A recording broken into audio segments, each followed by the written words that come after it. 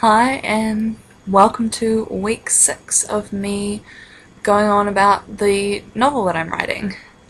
Okay, so currently where I live, there's a film festival happening, which means I haven't been doing as much writing as I would have liked.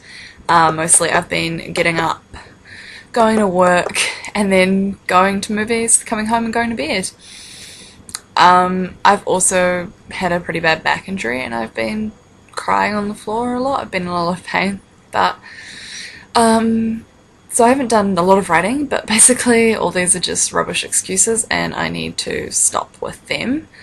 I know, like, I do this thing where I put off the things that I know are going to give me satisfaction and make me feel happy because they're going to be challenging, like, you know, when you sit down to write and you just stare at the blank page and you can't come up with anything, and that's stressful.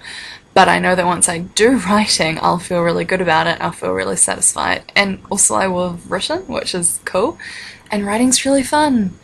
You know, I get this, as soon as I've done the thing, yeah, I feel satisfied. Well, I mean, technically I had to do some writing this week. It wasn't on my main project, but it was on the collaborative novel, which I talked about, I think, 2 videos ago.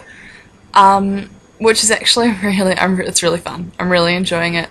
It was so great to take a break from my main writing and I get to start again from the beginning of a novel, which is always fun. You get to create new characters and new scenarios. And also, as I think I mentioned, we're writing a heist novel, which is just fun, basically.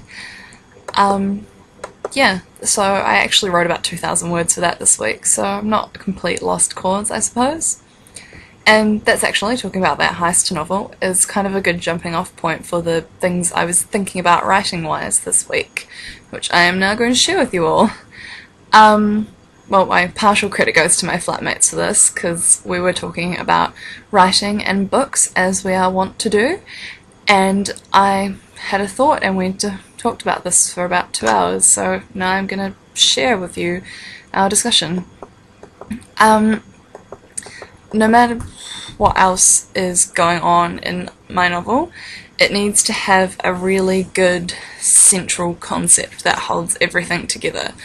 Novels that don't have this, well, I guess you just don't enjoy them as much, they kind of fall apart a little bit. The heist novel is actually really good for this, because obviously heist novels have a pretty straightforward central concept, you know. For person A wants to steal thing B because of reason C, and that's usually like the centre of the novel and the focus of it, and every time you're writing the next bit you think, how is this stealing scenario, you know, affecting the characters, what are they going to do next, what do they have to do next, what are their reasons for doing this, how does it affect other people, and it gives you an endless source of writing inspiration, which is good. We talked about a couple of examples, but obviously the first 4 Harry Potter books are a really good example of this. They have like one central concept, like the Chamber of Secrets or the Philosopher's Stone. It's something that the book just works itself around. These things both lend themselves to certain plot points. So, you know, what is the Philosopher's Stone? How does it affect the characters? I feel like the later books don't do this as much. The Half-Blood Prince, for example, isn't really... it's not really the central concept of the book as such, and also it's not as much of a concept to centre things around. The Order of the Phoenix is a bit like this as well. It's a bit not as easy to centre things around. But,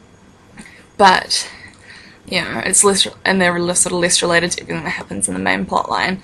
Having something like the Chamber of Secrets, though, for example, or, you know, the Hunger Games or the Quest to Destroy the Ring, gives you a jumping off point for a plot and something to go back to when you're deciding what to write next. You know, you just have to think about, what can your concept, your central concept, do? Can it kill people? Can it start wars? Can it make someone leave home? And how can you fit that into the plot at each particular stage of the novel? You think about how that can affect your characters, where are they going to go, what are they going to do when the central concept does a certain thing or gets to a certain point.